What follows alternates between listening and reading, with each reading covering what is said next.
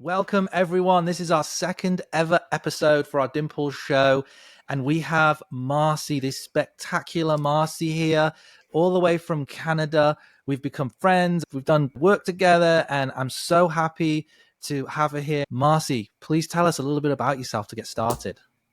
Hi everyone, my name is Marcy. I live in Canada, like James said, about 2 hours away from Toronto, if you know where that is.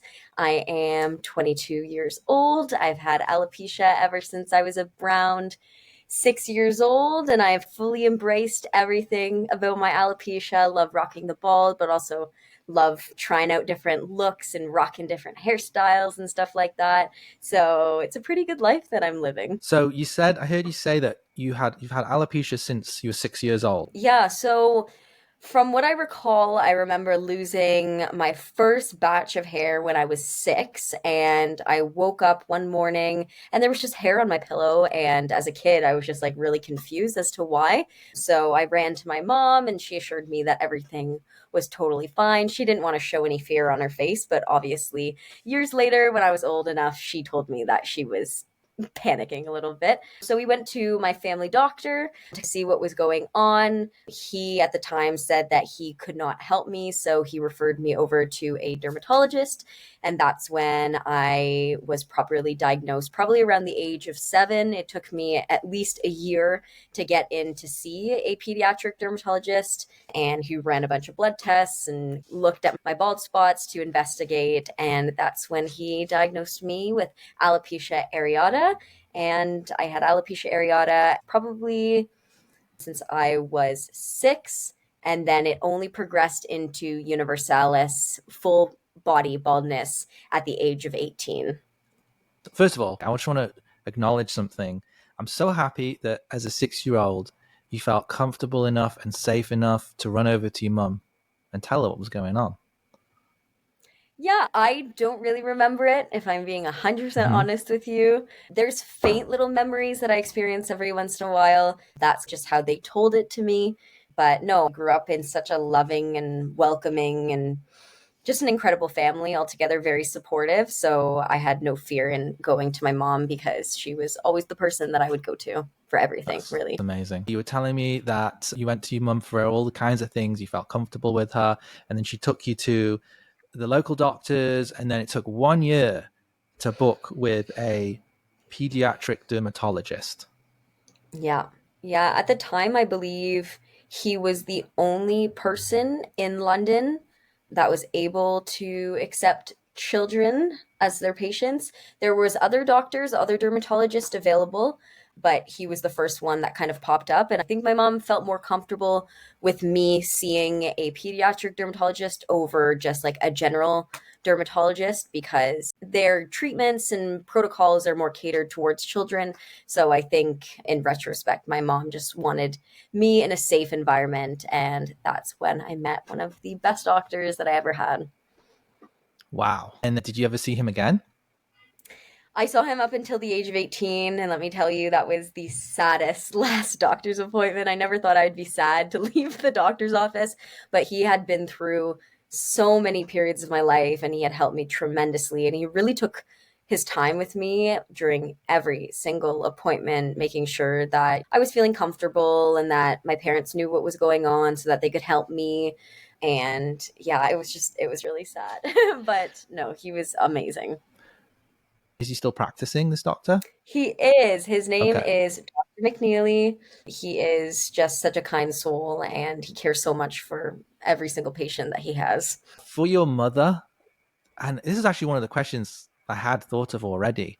Like, what could you give any advice to any parents that may find if they find that their children or child has alopecia, or what would you say to a parent? I get this question a lot, and I think Really? it's Okay. so hard for me to answer this because I'm not a parent myself. But I feel like if I were, the best possible thing I would do is try and normalize the whole experience. And I think there's so many resources now, like even like books, like people have created books, alopecia books with children undergoing hair loss and children looking different from their other classmates. And I feel just those little things like reading those books to them or not forcing a wig or a hat on them just to hide it. Just the most important thing is to listen to them, listen to what they want, because I'm studying child and youth studies, and just like children are capable of understanding so many different things, and I can tell you that there's probably so much fear instilled within them because they are confused, but they are capable. So I think the biggest advice is just listen to them, ask them questions, ask them what they want, rather than jumping to conclusions as, oh, my daughter or my son has alopecia and now I need to get a wig, I need to bring them wig shopping, I need to grab them a hat, I need to do this. Ask them, take the time to just sit them down, help them understand what's going on, maybe introduce them to other people in the community that you might know, get in touch with your local kind of organization. For me in Canada, it's CANF, the Canadian Alopecia Areata Foundation. I know that there's one in the States called NAF. So there's just so much resources. So do a little Google search. There's just so many recommendations that I could do, because these are all the recommendations that I wish someone gave my parents or someone gave me growing up. And now I'm a mentor for a bunch of little mentees with alopecia. And it's like the most amazing, most rewarding work that I do, because I get to give back to my younger self a little bit, reconcile with what happened to me, but then also give back to my community. That was a long answer to your question, but normalize, reach out, talk to people, introduce them in whatever manner you think is fit, in whatever manner you feel comfortable doing so. You said the word fear. When you were between 6 and 10 years old, what were the emotions going on? Yes, I remember feeling fearful because no one else looked like me. No one else just had random bald spots popping up around their head. And I think we're living in a completely different world than we did 10 years ago. So obviously now when I walk down the street, the likelihood of me seeing another bald person or seeing another person wearing a wig, there's such a high chance. I see them everywhere now. I see me everywhere. But back then, a lot of people chose to hide all of their differences or conform to the norms that society has instilled within us. But yeah, I was fearful that I wouldn't be able to conform to society's norms. I felt like I needed to hide. I felt like I needed to wear a wig to be included in things, just to feel accepted within my peers. When I lost all of my hair at the age of 10, that's when I basically had to buzz the rest of my little patches because I had lost 90% of my hair. It was such an emotional roller coaster for me, because I knew I had to shave off that remaining of my hair. So I was very fearful, but I immediately jumped to a wig instead of reflecting on it. But I feel like if I was a kid today and my parents were able to connect with other people, I feel like my whole trajectory of my alopecia experience would have been different, because at the time there was nothing like me, there was no one like me, there's nothing to really help me other than the obvious, which is, okay, let's give you steroid injections into your head. Let's try topical creams. Let's put medication into your body with the hopes that your hair will grow back. And in the meantime, as we're trying this, let's throw a wig on you because you need to hide from society, because society will not accept you for who you are. So that's how I felt. And especially like at a time when I was like the most susceptible to people's thoughts, to my peers' thoughts, especially like going through all of those like identity crisis that you go at the age of 10 through. We're always constantly having identity crisis, let's be honest, but at that time I felt like there was no other option but to hide and to conform, and that's what I did. And took me a long time to figure out or find the beauty in alopecia. But how do you find the beauty when you don't have the proper supports? My parents, of course, they were so supportive, my entire family. I had a few friends that really gave me so much love, and I'm forever grateful for all of the support that I was given. But if only there was someone in my community who I knew had alopecia, who I could grow up with, maybe things would have been different.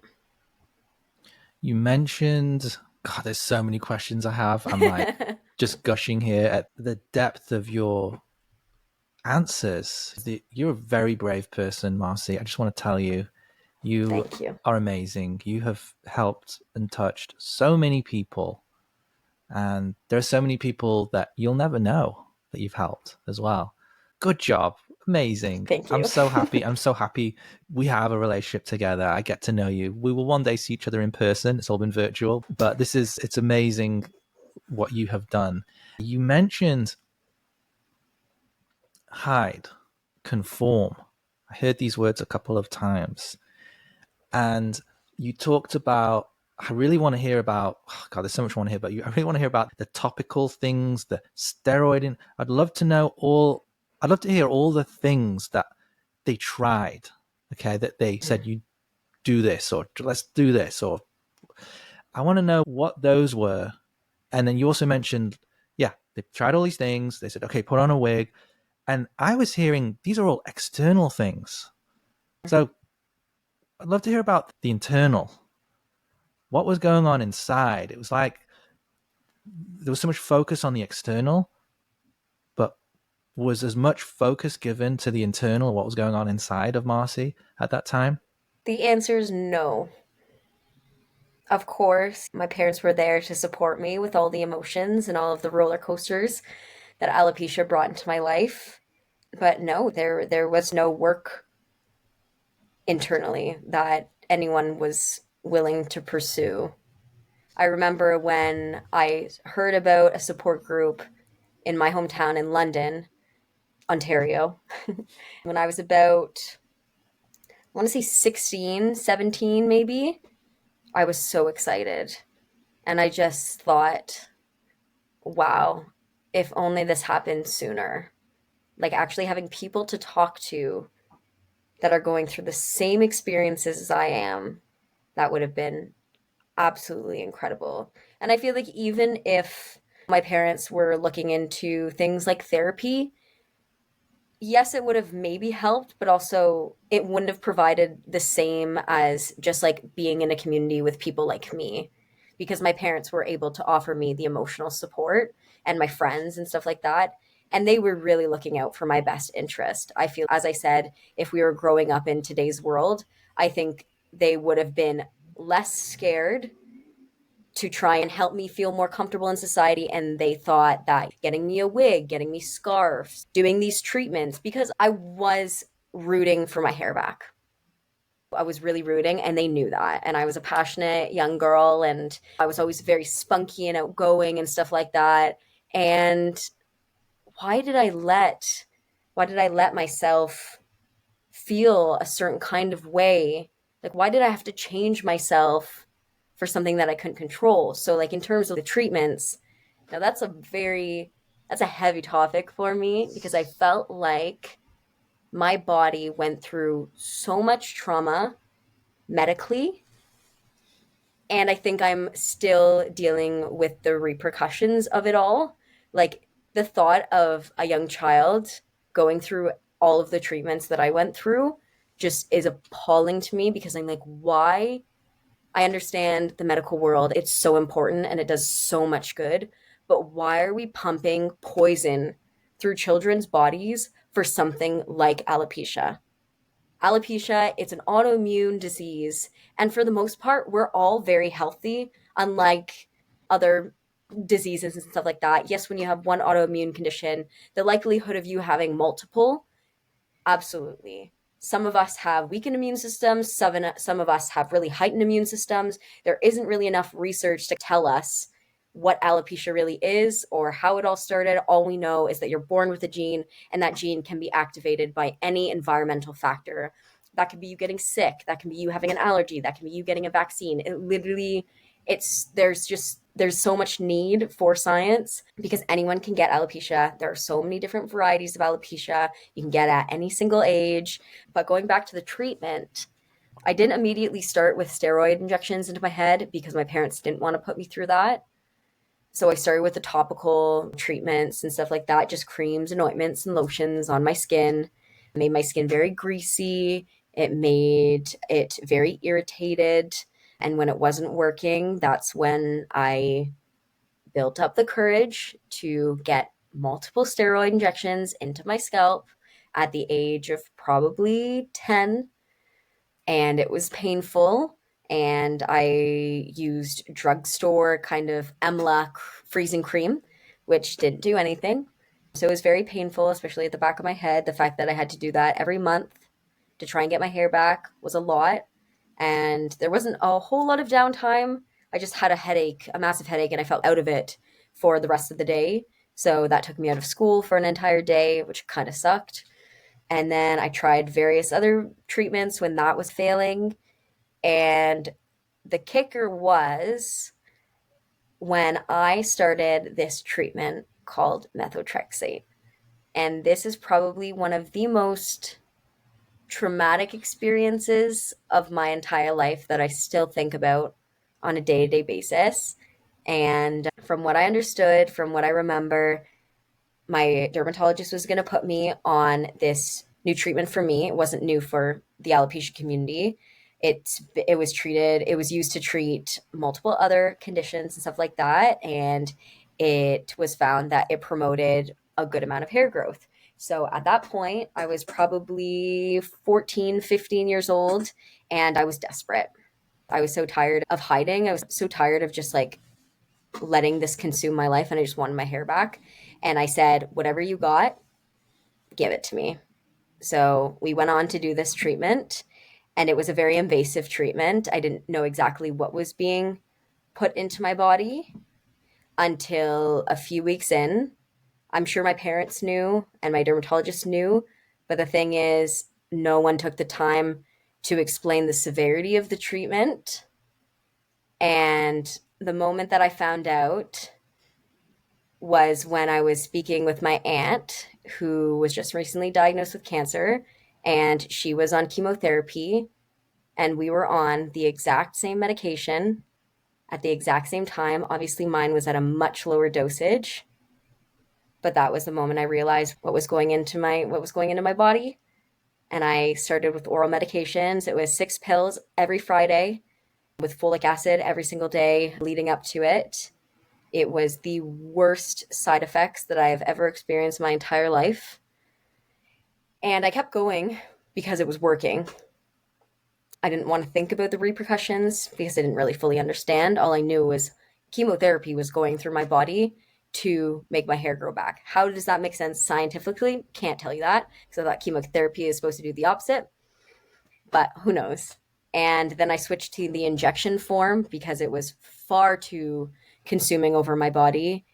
Apparently, the injection form, it's there, the likelihood of you getting more side effects was low. So the chances of me feeling a little bit better through that. So I took it. So a nurse would come to my house every Friday in a full hazmat suit, because if any liquid got onto someone's skin, it would burn right through. So the fact that I saw that as a child, I saw my nurse, who was lovely, my nurse Jessica, I will always remember her. And we would always call it our Friday date nights to make something out of it. And it would take them I would take her at least 3 minutes to inject all of it. So I was standing there strong for 3 minutes as she kneeled down and gave me my injection to my thigh. And I stopped after a year and a half because it was killing me on the inside. I wasn't able to be a regular kid because every single weekend I would be stuck at home with so much nausea, heartburn, oftentimes puking, headaches, chills, all of the fun stuff that comes with putting your body through chemotherapy. So I had to make that decision for myself, and my parents were 100% supportive. And the moment I stopped, my hair fell out, all of it. All of that progress for a year and a half, it fell out. And only years later did I realize the repercussions. And there were so many long-term side effects that I didn't know. And my doctors are still trying to figure it out. But I was diagnosed with a weird neurological condition in my leg called functional focal dystonia, where basically sometimes I lose control over my entire limb on my right hand side. And there is suspicion that methotrexate could have caused that. And I also had many concussions, so that also could have played a role. And I also have a heart condition. I have tachycardia, and that is also one of the long-term side effects of methotrexate. So To say that I'm traumatized from that medication is an understatement, but yeah, So the that's methotrexate, I don't know mhm. if I'm pronouncing it right, or I'll just blame it on the English accent. The methotrexate, was that injected into the leg, the same leg every time, or a different leg? Different leg. Different leg. And the condition that you have in one of your legs, is it in the thigh or is it in the whole leg? Where or was it? It's in the whole leg. Yeah, I'll experience numbing, seizures, temporary paralysis over my right leg when it locks, and it locks into an abnormal form. So my toes will curl, my ankle will go in, my entire leg just like folds in. And it's gotten a lot better over the years, but I still deal with the nerve pain on a day to day basis. But basically, it's a miscommunication between my brain and my right leg. But Wow. there's no way for them to know if it was affiliated, but I'm biased. Because I was perfectly healthy. So what would have caused this just random condition? I understand people have heart conditions throughout their life, but both of them, I don't know. I did a lot of digging during COVID because we had so much time, and I read a lot of articles and stuff like that. And I don't know, I was going crazy trying to figure it out, but I will never know. But I just know that dermatologists around the world are still treating alopecia, children with alopecia, with this treatment. And as much as I don't want to tell people what to do, I'm a strong advocate not to do that because it's not worth it. It's not worth it. At least the steroid injections, they have been used for countless years and it's safe, other than you get atrophy in your head, little denting here and there, but you do grow out of it. Like now I have a perfectly shaped head, so all of those years of injections, it didn't affect me in the long run, or maybe it did. I don't know. So it's just there's so much unknown, but it's like why are we putting children, even adults through this? Let's normalize alopecia, let's normalize baldness, let's just be accepting of differences, let's just break these stigmas. It's just all I want in my life is just everyone to feel comfortable in their own skin. And I know that's so much, that takes so much, and it's harder said than done, but I don't know. I feel like my life mission is to help anyone that I can, and I think I'm on the right track, but there's still so many people that hide, and I don't blame them because the world's a scary place. So it takes a lot of courage to come out and embrace who you really are, but we still got lots of work to do as a society, that's for sure. So I heard you say, I just want everybody or people to feel, or did, maybe you said, I just want to feel comfortable in my skin, or I want everyone to be comfortable in their skin. Yeah, I definitely want everyone to feel comfortable in their own skin. I And think you said, everyone deserves that feeling of relief. and when you say everyone, can you tell me who is everyone?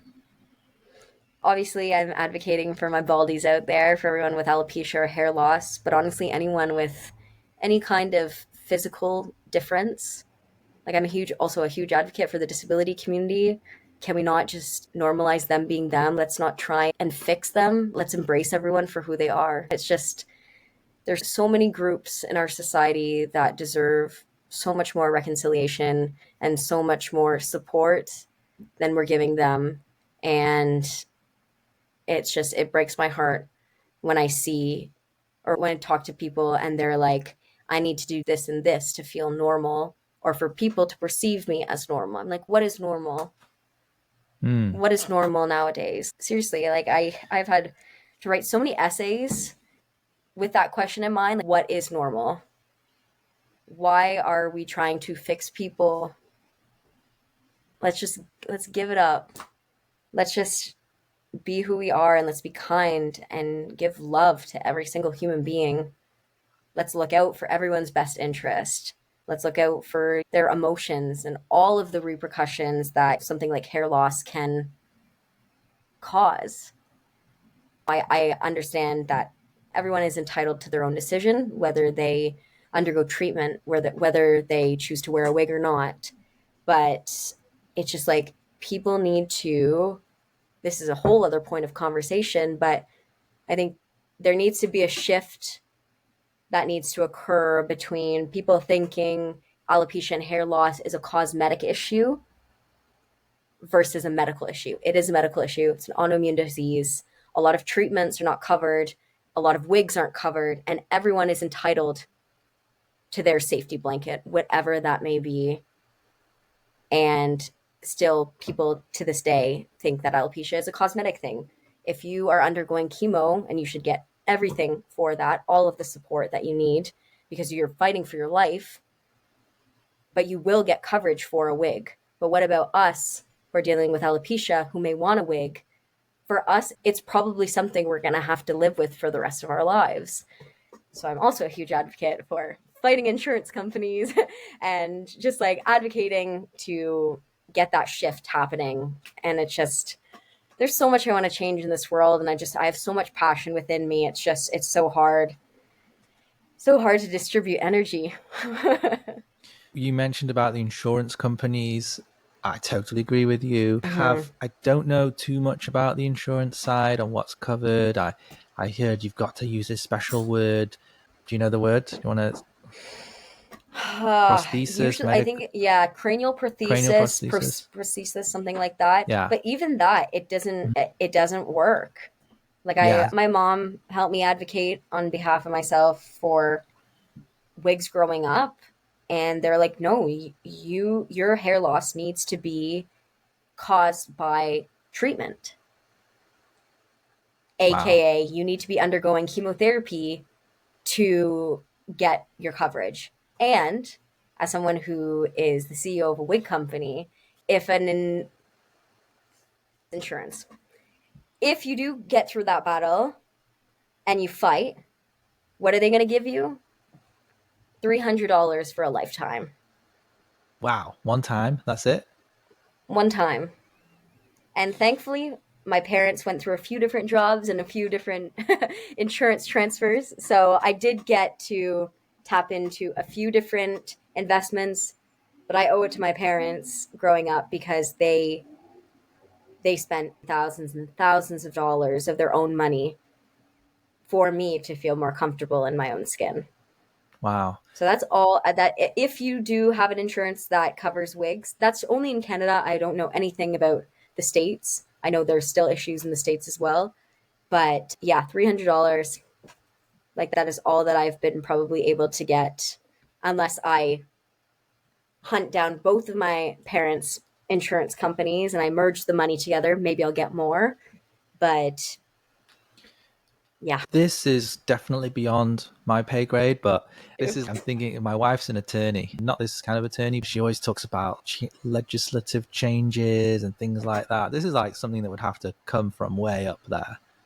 Something definitely. really, just talking to an insurance company. I'm afraid of talking to my own. It's just I've got to wait on hold. I've got all these 1-800 numbers. And if something happens in any kind of insurance, housing, theft, whatever, car, a medical, there's always, I'm paying every month, or every year, but when it comes down to it, they don't want to pay it. No, It's a difficult thing. I don't want to go down that path. Insurance companies are fantastic. Let's stay positive. They do help out a absolutely. lot.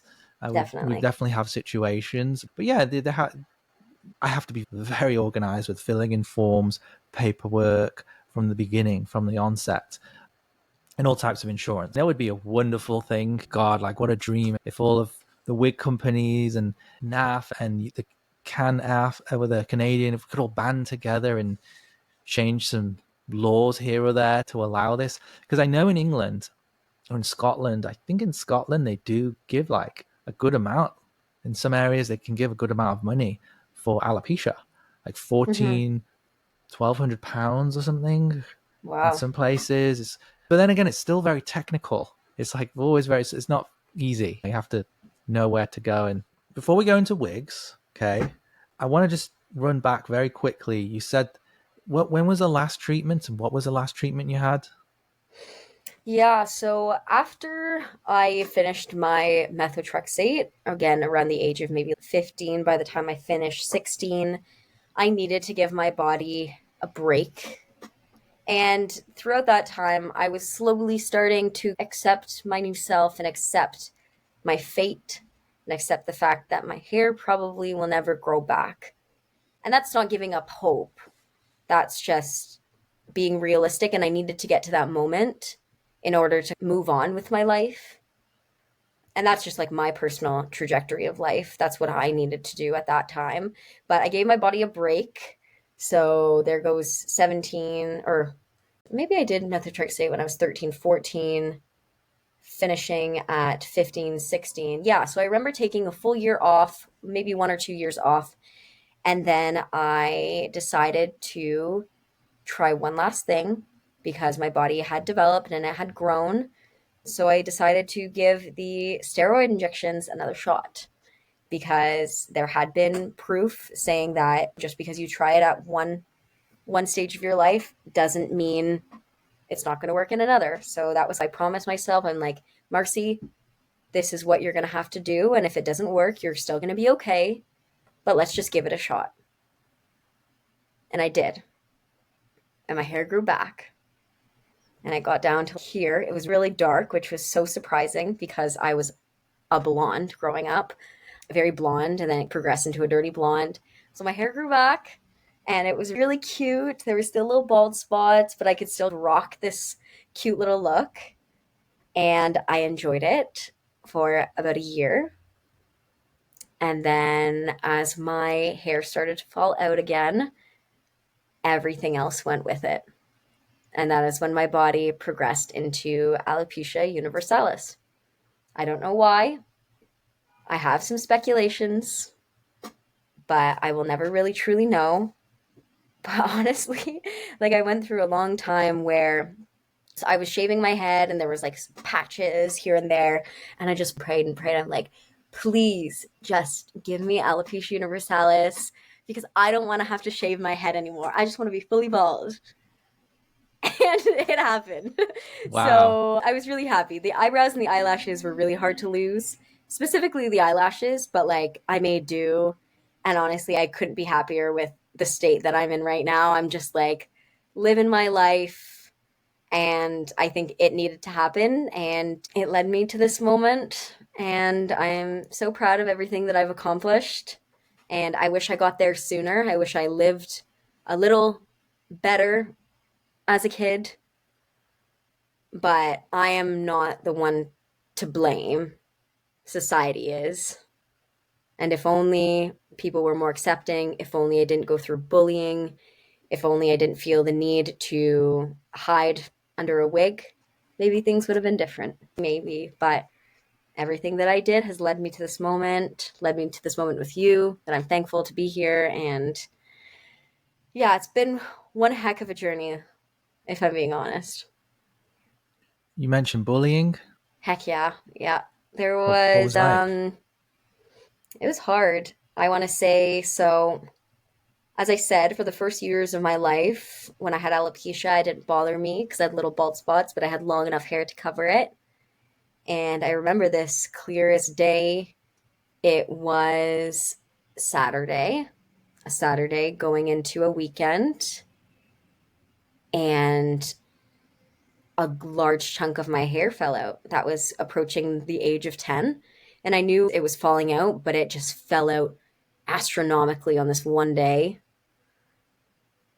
And I no longer was able to cover it. So I had like enough hair here. I didn't have hair here, but I was able to get special permission from my school because you're not allowed to wear hats in school to wear a beanie. So for the longest time, I wore a beanie just that hanged on the back of my head to cover that bald spot.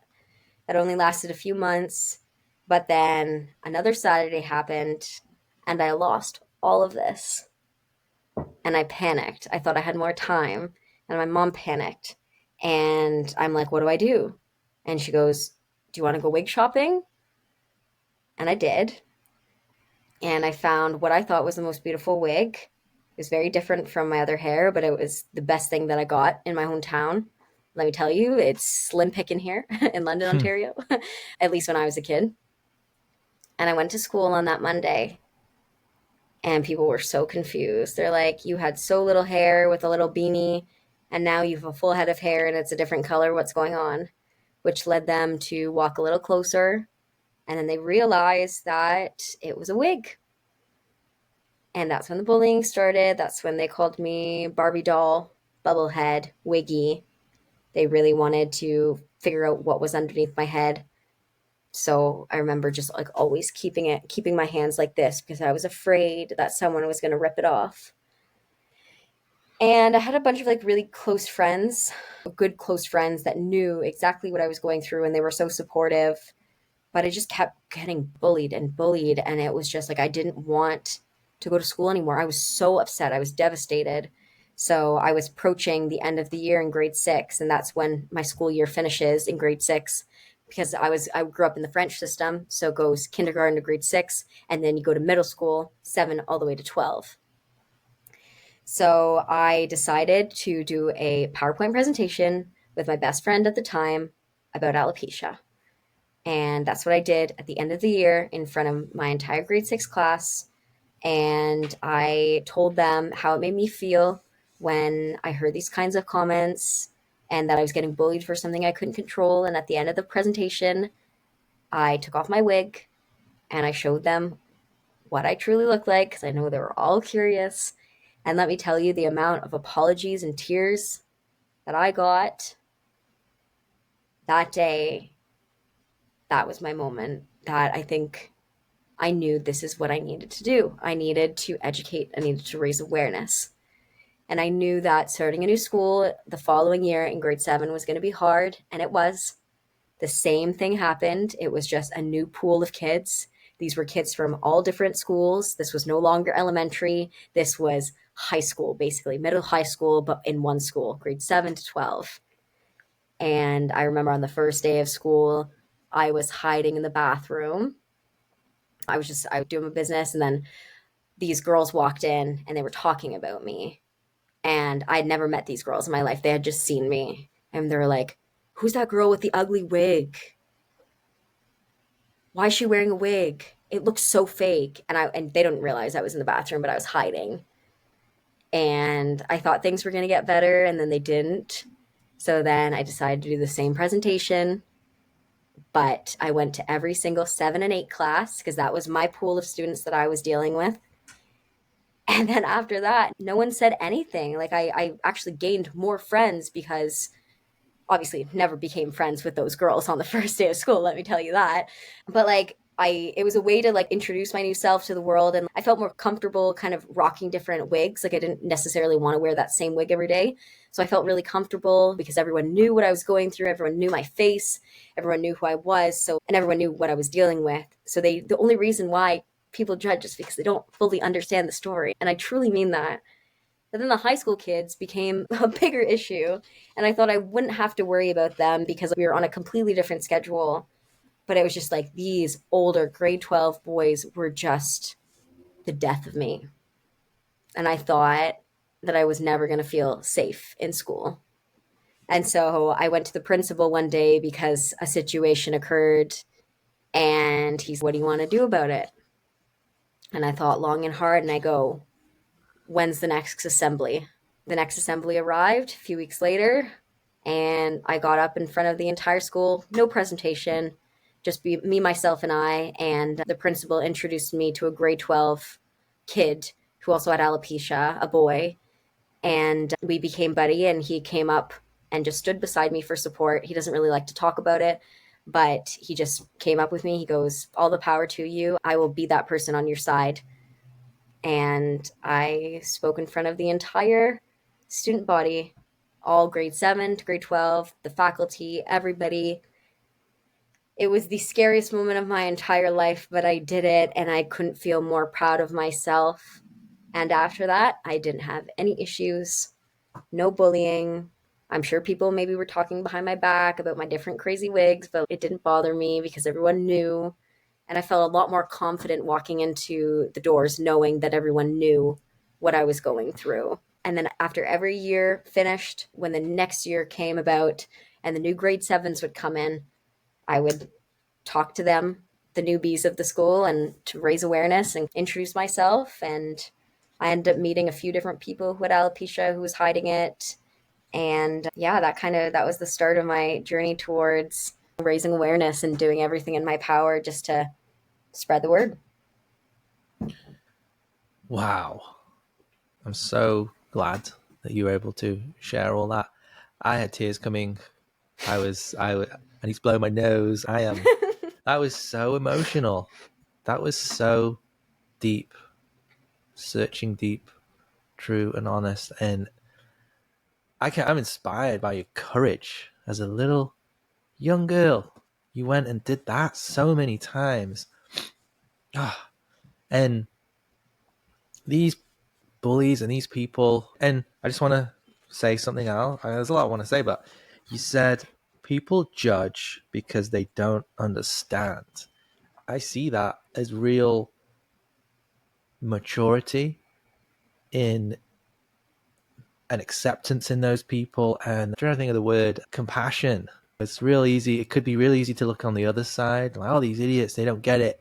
They don't get it. But you actually have compassion. And what you did so many times in those assemblies, these people will never forget you. Those kids, they're now grown up. They probably still talk of you. There's this one brave girl who got up and did this.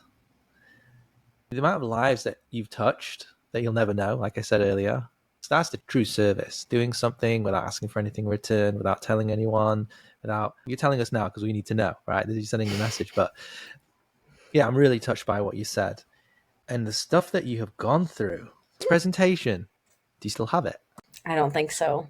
Oh, you've got to look I for don't it. think so. Please have a look. See if you've got some of those slides. That would be so cool. Maybe that presentation I made in like the school, and it was like under my school account. Ah, So it wasn't like a Google Drive or anything like that, anything personal. It was my affiliation to the school with my student numbers. So unless I went back to some of those schools and looked through everything, if they would even let me, all I know is that it remains in my memory, and it remains in the memory of the best friend that helped me back in grade 6 make it. And it will live in the memory of my teacher who gave me English credits in exchange for the presentation. do you have any photographs of you giving the presentation or anything like that? Did anyone take any pictures? No, I don't think anyone cared to, because it was just such a, like, every presentation, it just felt like it was a really intimate conversation between me and a few students. And again, this was years ago, so that was back when people, they had phones, but they didn't feel the need to take pictures of every single thing. Those were the So days, right?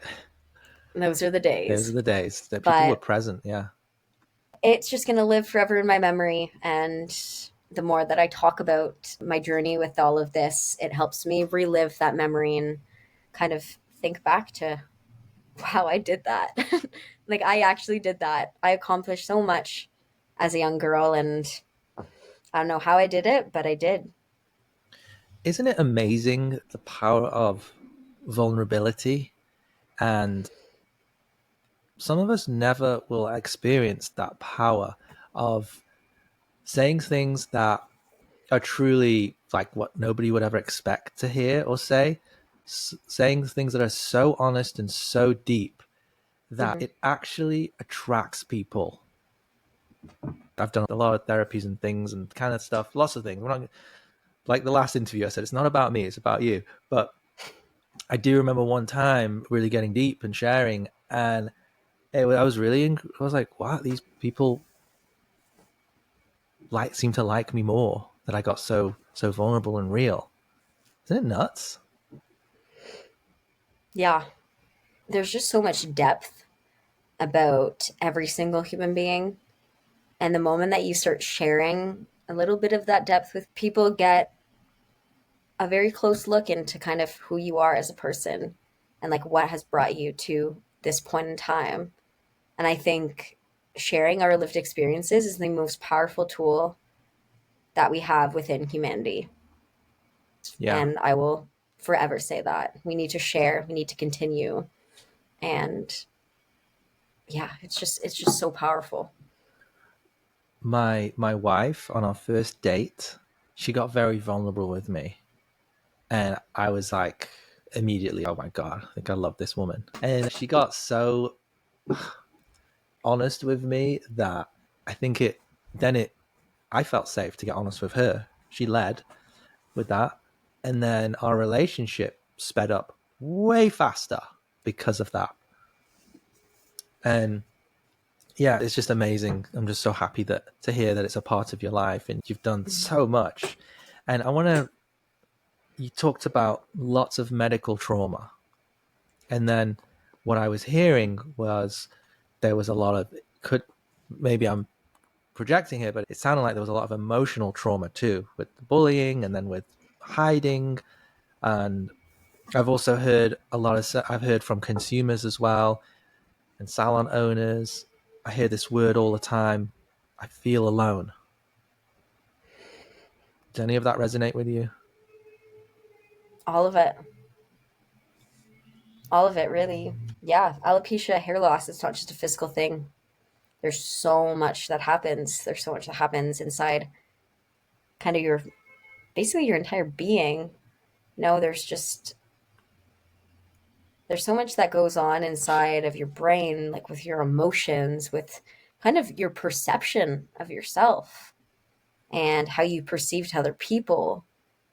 So, yeah, I felt extremely alone as a kid. I knew physically I wasn't alone because I had the support of my parents and my friends, but there was no one else there, no one out there. Oh my gosh, no one out there like me.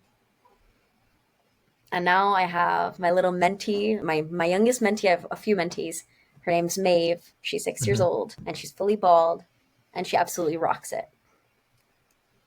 And I connected with her as she was losing her hair, and she has no care in the world. She is just living her best life, and I see myself so much in her, and I wish that was the life that I was living as a kid.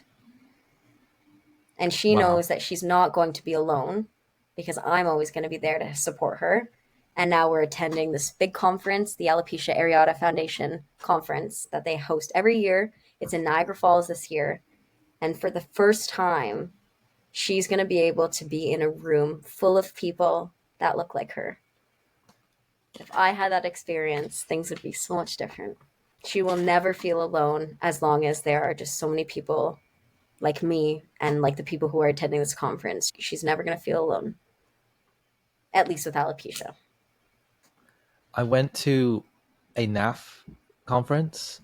It was in Orange County several years ago, and I was an exhibitor there.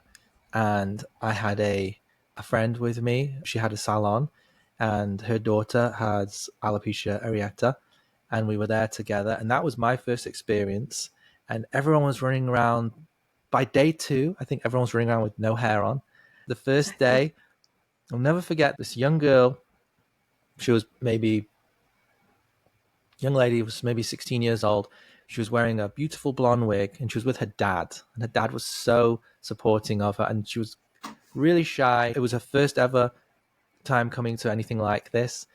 And the woman that was helping, that was with me she's like, "Oh honey, don't worry. I promise you in a few hours you're not gonna be wearing your hair." And the girl was like, "No, I'm never taking this off." And a few hours later, I was walking past the bar and I saw her in there without her hair. I could just see she was talking to a guy with alopecia, and there was a bunch of other young ladies around her. And I was like, it was just amazing to see that. I'll never forget that. So, moving on, you've really walked us through the journey, through so much. Just a brief recap before we go to what I think, I could be wrong here, is another stage of the journey, possibly. You talked about when you first experienced it, the hair loss on your pillow as a 6-year-old, telling your mum, going to a doctor, then waiting a whole year to go see a pediatric dermatologist in London, Ontario, not England. Saw him, and then you had a relationship with that doctor until you were 18 years old or 16 years old. 18. You were going to doctors for, wow, 6 to 18, 12 years, and you tried many different treatments, external treatments for steroids in the head and in in your leg, you were getting another injection. And then you experienced what happened at school. And then you rose up above and you told everybody you told everyone the truth. You told everyone, hey, this is me. And then the bullying stopped. And then now you're a mentor, you have mentees, and you're taking it to the next level. So you wear hair, you don't wear hair. I've seen you rock hair. I see you don't rock hair. You're beautiful always. Sometimes I talk to a consumer in salons.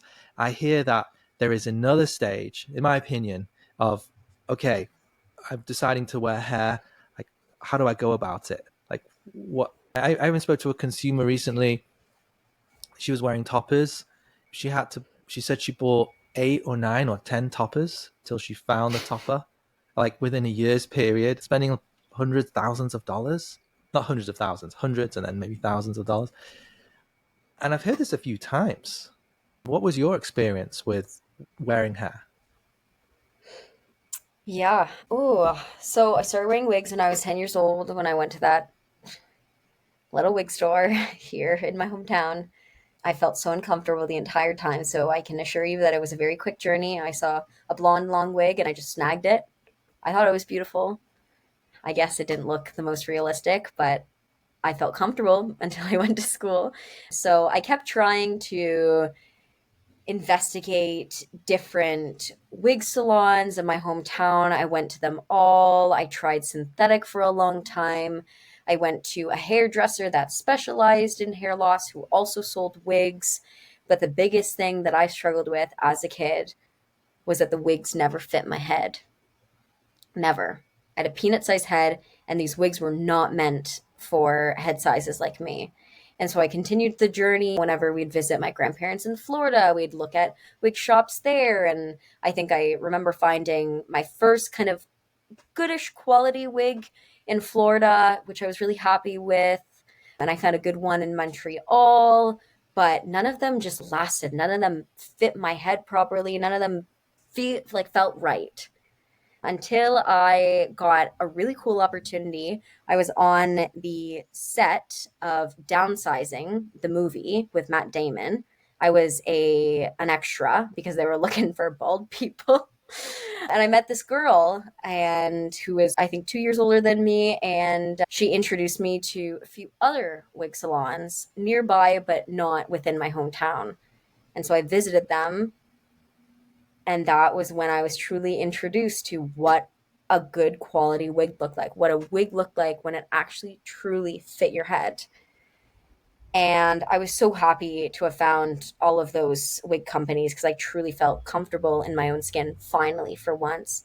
And I felt like with wigs, it gave me the leverage and it gave me that safety blanket.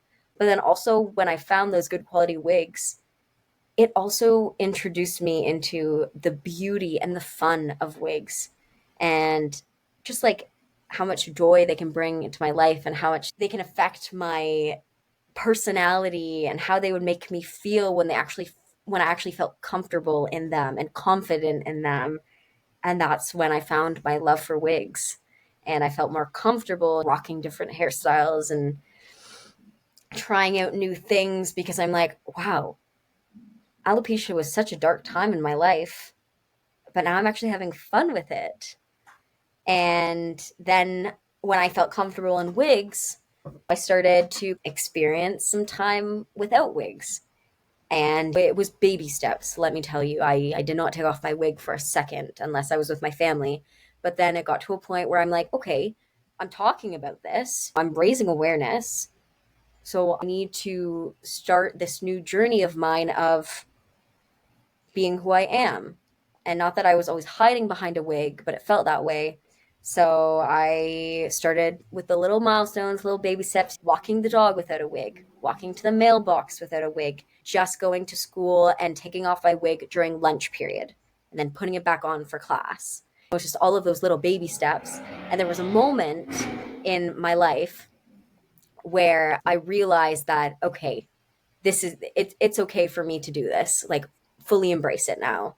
And my friend and I, we had tickets to the MMVAs in Toronto. It's a music kind of award show, and I'm about 2 hours away from London, so we were packing up, and then we got there, And then I panicked because what did I forget?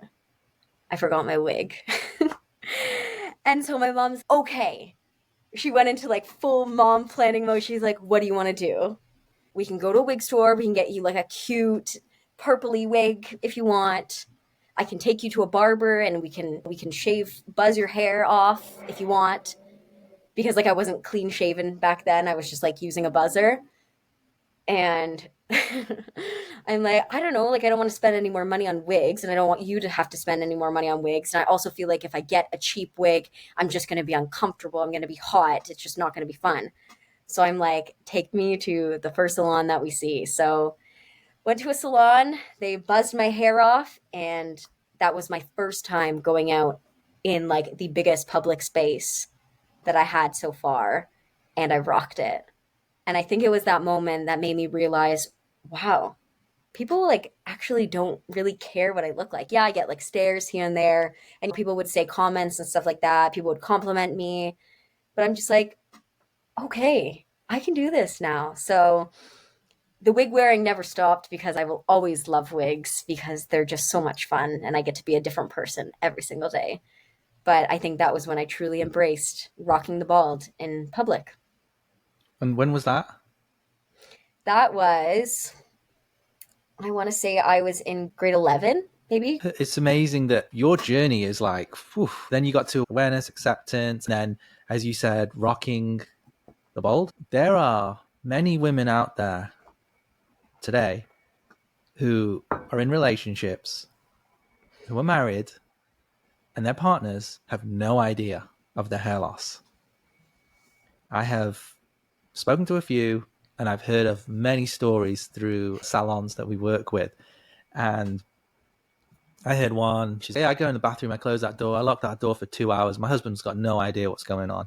I've heard, yeah, I sleep in a synthetic wig every night and I get up and get dressed early before he gets up. I wear my topper to bed. And I say, with clips in? You wear it? Yeah, I wear it. Yep.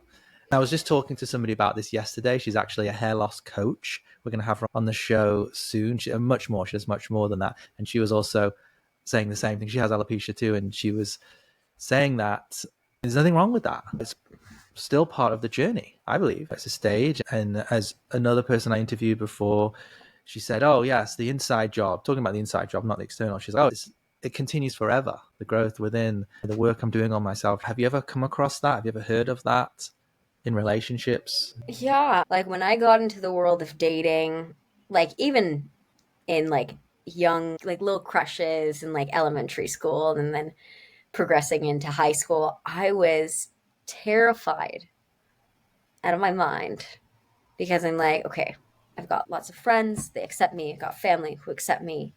If the world is still so mean and so judgmental, and like, again, I was at a state of my life where I'm like, everyone's trying to be the it girl and be seen with all the boys and vice versa, or just like whomever you were, like whoever you were attracted to.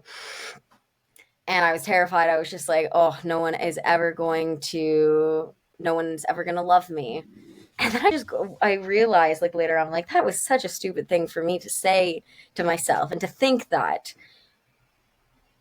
So I think as the years went on, I talked to a few different people and it was uncomfy because I wanted to tell them. And I remember having a few experiences at the end of elementary school where I would meet someone and they wouldn't realize that I was wearing a wig and they'd be so attracted to me.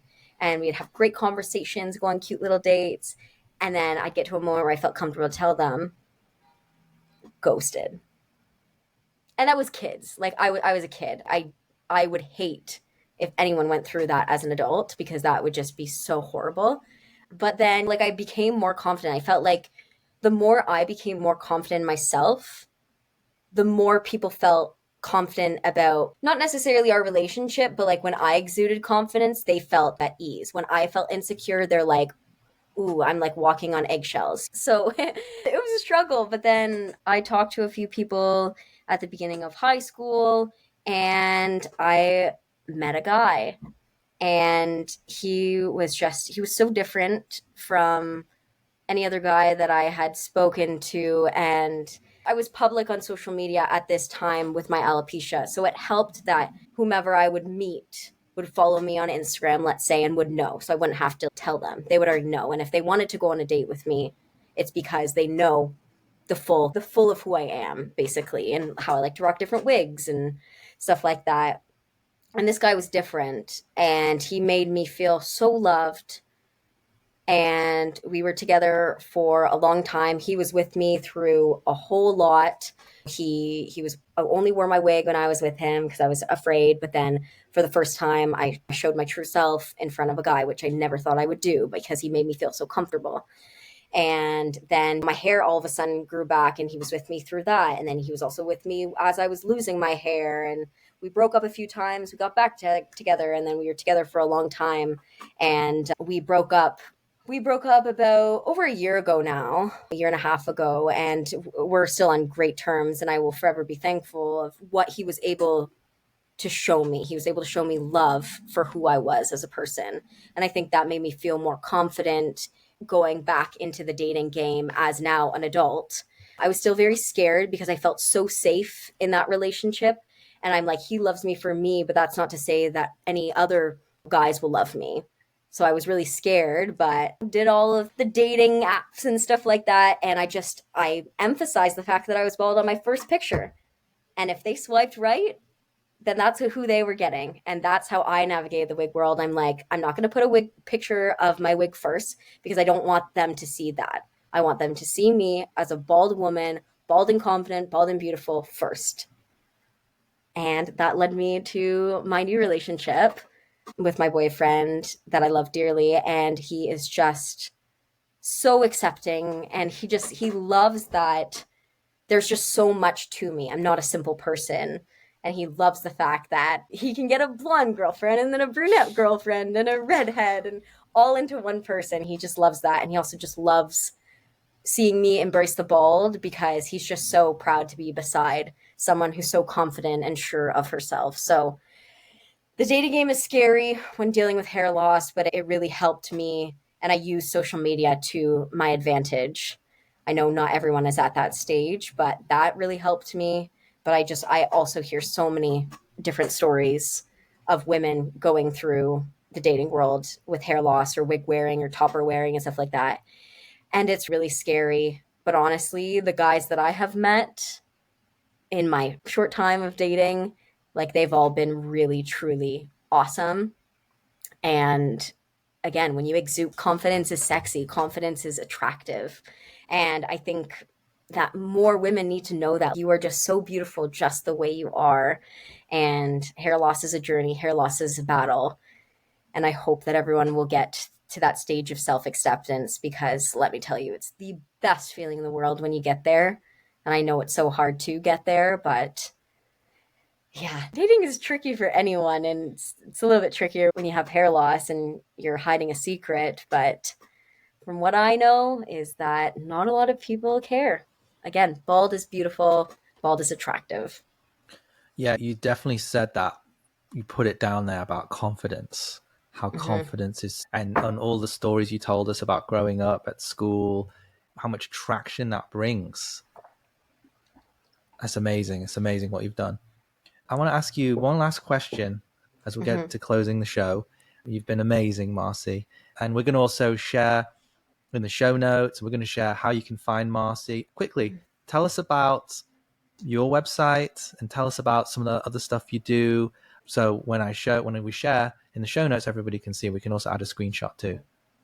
For sure. So I have an Instagram, TikTok, and YouTube channel. It is under the name The Art of Alopecia because alopecia is a beautiful art form. I feel like I can be whomever I want to be and express whoever I feel like being that day through alopecia. It's shown me so much beauty. So that's why I named it The Art of Alopecia, and shout out to my brother who also helped me come up with the name The Art of Alopecia. So credits to you, Max. But on there, I do tons and tons of wig stuff, lots of real life content, Q&As. Wigs are the focus because I'm truly trying to create the narrative that wigs are just so much fun But also I created this platform for the sole purpose of creating a safe space to raise awareness, to normalize baldness, to basically do everything that I've talked about throughout this episode with James. I just wanted to create a place that showed the beauty of alopecia and showed the silver linings, and how if you're able to get there, it's beautiful to be different, and it's beautiful to just be who you are. So I have that. I have those platforms. I'm also a mentor through the Canadian LP. You can always be my mentee. I'm sure I will send you the info, James, so that you can share with them the website. But I'm always doing fun things with alopecia, always doing crazy hairstyles, talking about my journey, just helping the alopecia community in the best way that I can. Not just the alopecia community, I shouldn't say that, but just the hair loss community, whether you have a little amount of hair loss or a lot of hair loss. It doesn't matter. We're also beautiful. And I'm here to help every single one of you if I can. Marcy has a gift with styling wigs and hair. It is a real gift. The way you can do your partings, the way you can style, all the different styles you get out of your wigs. And Marcy's probably got, I don't know, hundreds of wigs, hundreds or thousands of hours of experience. If wearing a wig is your jam, great. I'm sure Marcy could help in some way. And really, Absolutely. she's very Oh, I'm good. also a Dimples consultant. I That forgot is right. that. That is right. I did. Thank you for saying that. We're definitely not here to sell any product or anything, but at this present No. time, we are very lucky to have Marcy as one of our consultants. So, yeah, you can book a free consultation with Marcy. She can help, but we're not here to sell. Just it's there if you want it. I hate being sold to, and I hate that I get sold to every day. So, we're not here for that. We're here to ease a difficult journey of loss. That's what this channel is all about. And that's the last thing I want to say before I give you my last question of our talk, is that last part of the journey, which I often hear is, I get my hair, it looks like a wig. It looks like a topper when I put it on my head. There's a whole magic and experience of how to make it look not like a wig, how to make it look like natural and beautiful, because there's been so much technology since when you first had a wig. I've got to add this one thing. I just wanted to say this earlier. I want to just mention my dad, who started Dimples. He met a girl with Dimples, and the rest is history. Go look at our story online. But he told me years ago, he said that when we lived in England, this was a while ago, gosh, this was probably 40 years ago, well, maybe before I was even born. He told me that a mother and father with a little girl, very young, maybe 5 years old or 6 years old, somehow found his office. Somebody probably told somebody, and they told somebody that there's this wholesaler. They'd been everywhere. They were trying to find this little girl a wig. And she came in and she was sat down. And my dad is a very serious man. He's not so connected with his emotions back then, definitely with his emotions. And his parents, she was wearing a wig. And I remember him telling me that it was extremely heavy. And it wasn't for a kid. It was too big. And the density, the amount of hair that was put in there was unrealistic. He ended up there was no wig for kids back then that small. He ended up making them a custom wig, and I think he gave it to them for free. And then later on he's we got to make smaller wigs. But we're not here to sell product. I'm definitely not here. I just wanted to share that little story of my dad, that first experience he had, and he still talks about it today. Over to the last question. Can you tell us three things that you could tell a woman has just come in, she's just found out she's had hair loss. What are three tips you would give her right at the beginning? Okay. The first one I would do is do a quick Google search or an Instagram search and find people who are undergoing the same thing with you and connect with them. That's my number one. Community is everything. When the moment that you find out that there are so many other people going through or has gone through the same thing or similar thing that you have gone through, it makes things so much easier. I find personally, connections are everything. My second word of advice would be to tell someone Maybe you could do this first. I think you could do this first, or whatever step you want to take first, is to tell the people that you love, the closest people to you, because you're really going to need them. Don't try and attempt to do this on your own. Don't do that to yourself, because you're going to need the people that you love most and the people that love you most in the world to be by your side by all of this. Number 3, reflect on what you want in that moment. Go through all your options, whether that be treatments, whether that be wigs or toppers, or whether that be exploring shaving your head, shaving the rest of your head off, and embracing that new self. I think reflection is incredibly important throughout this entire process.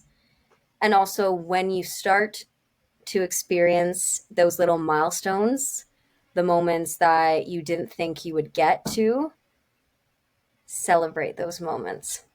Celebrate the moment that you tell your first person that you're experiencing hair loss. Celebrate the moment that you, I don't know, buy your first wig. Celebrate a moment that you do something that you never thought you would do when starting this journey. I think those moments are so important to celebrate. And I wish I'd known that. I wish I'd celebrated those moments more. I celebrate every day now to make up for it. Was that 3 things? I think that was 3 things, maybe. That was it. That was awesome. You nailed Amazing. it. Mic drop. You nailed it. Marcy, thank you so much for your time. You've been awesome. And we're going to share all the information on Marcy, how you can reach her. And thank you for helping so many people all these years. Thank you, James. I appreciate you having me on here. To get the show notes with all the resources discussed, go to dimpleshair.com and sign up for our newsletter. And don't forget to like and subscribe.